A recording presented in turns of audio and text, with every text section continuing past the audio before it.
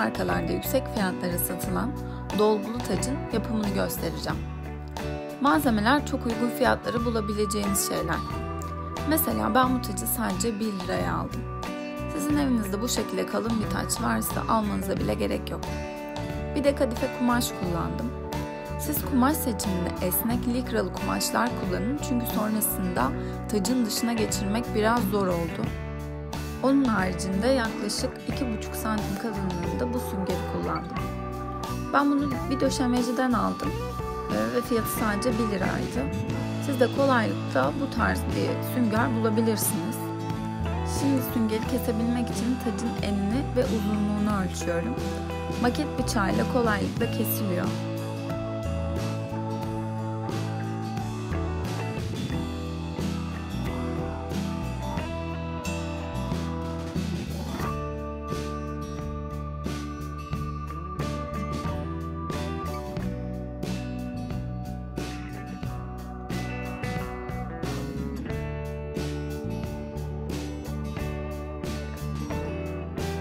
Sonra uçlarındaki ince yerlere göre kenarlarını kesiyorum.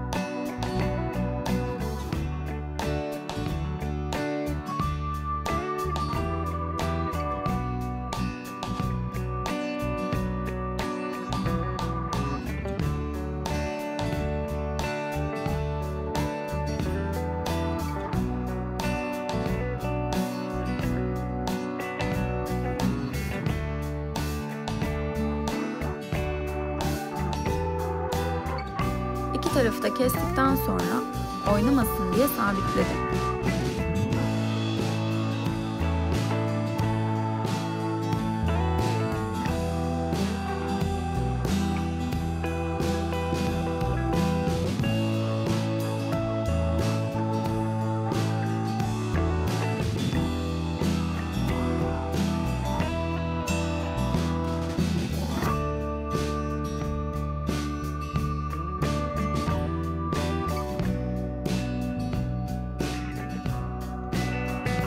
Ve süngerin kenarlarını makasla yuvarlaklaştırıyorum.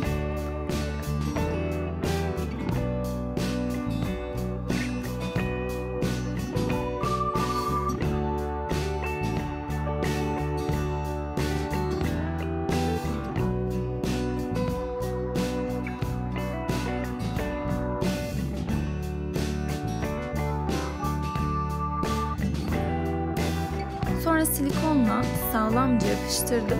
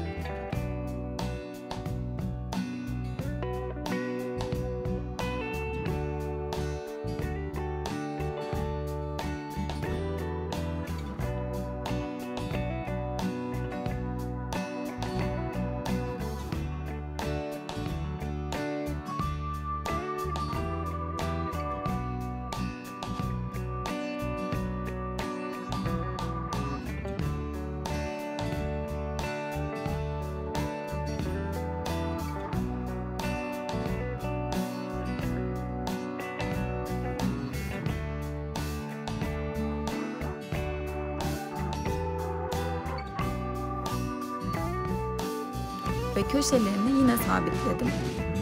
Birkaç dakikada kurumasını bekledim.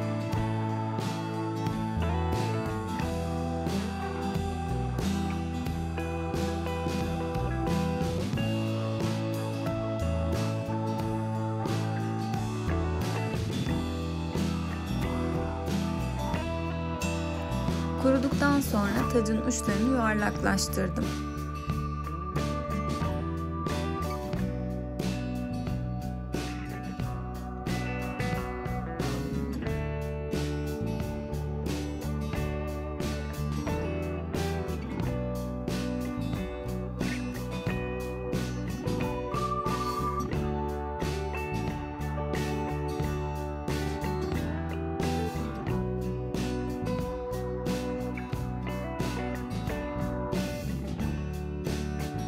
Sıra geldi kumaştan ölçü çıkarmaya.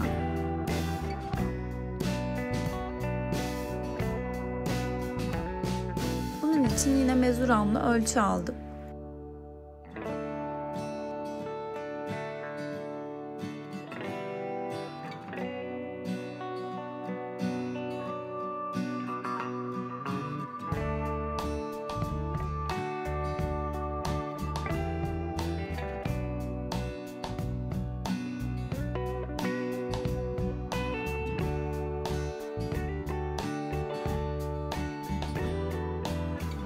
Ve kumaşı o ölçülerde kestim.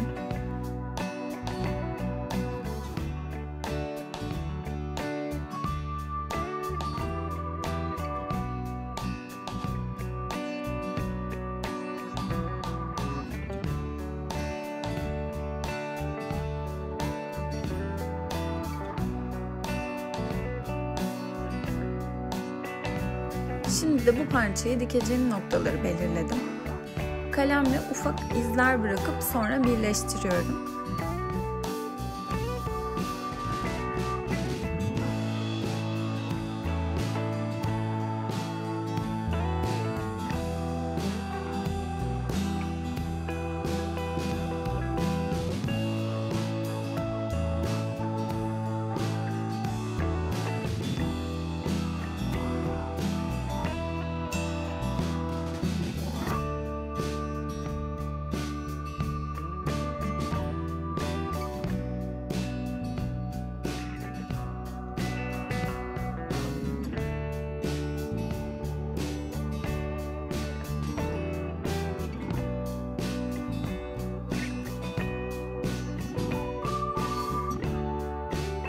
Bu parçayı makinede diktim ama kumaşın likrasız olduğu için tamamını dikemedim, yarısını dikebildim.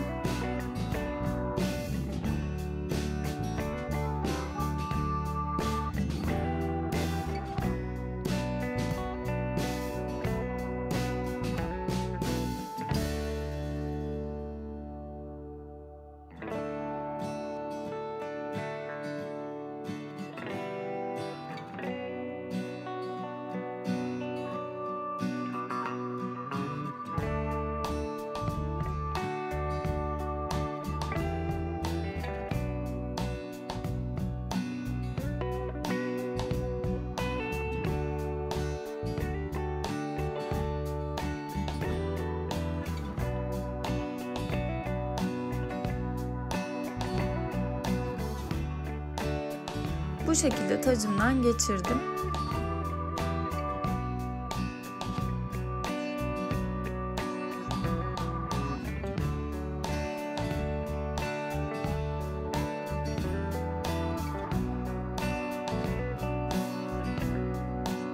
Geri kalan yerleri elimde diktim.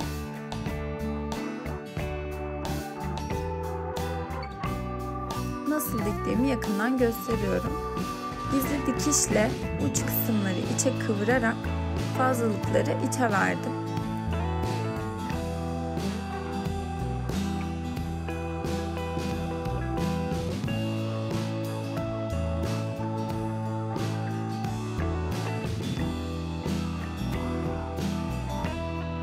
Tacımın dikme işlerini tamamladım.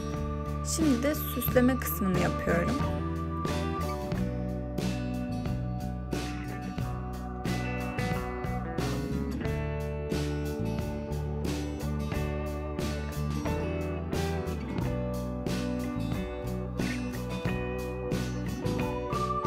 Bu şekilde büyüklü küçüklü incileri rastgele yapıştırıyorum.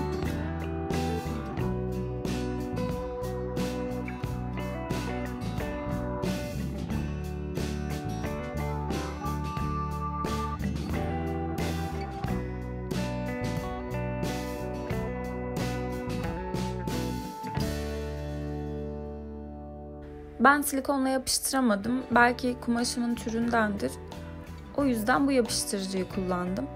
Ama çok sağlam oldu.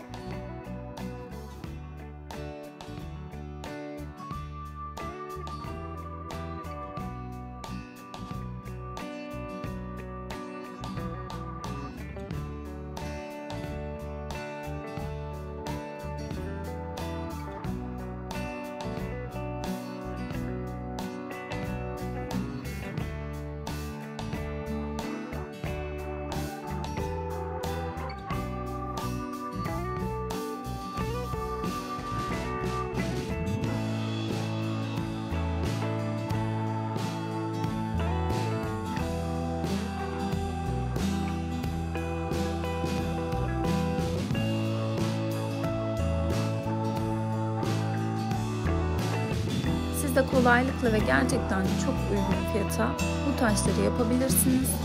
Belki kendinizi geliştirip satabilirsiniz bile. Daha bir sürü farklı model çıkarabilirsiniz bu şekilde.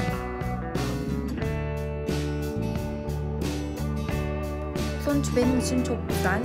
Sizin de yorumlarınızı bekliyorum. Hoşça kalın.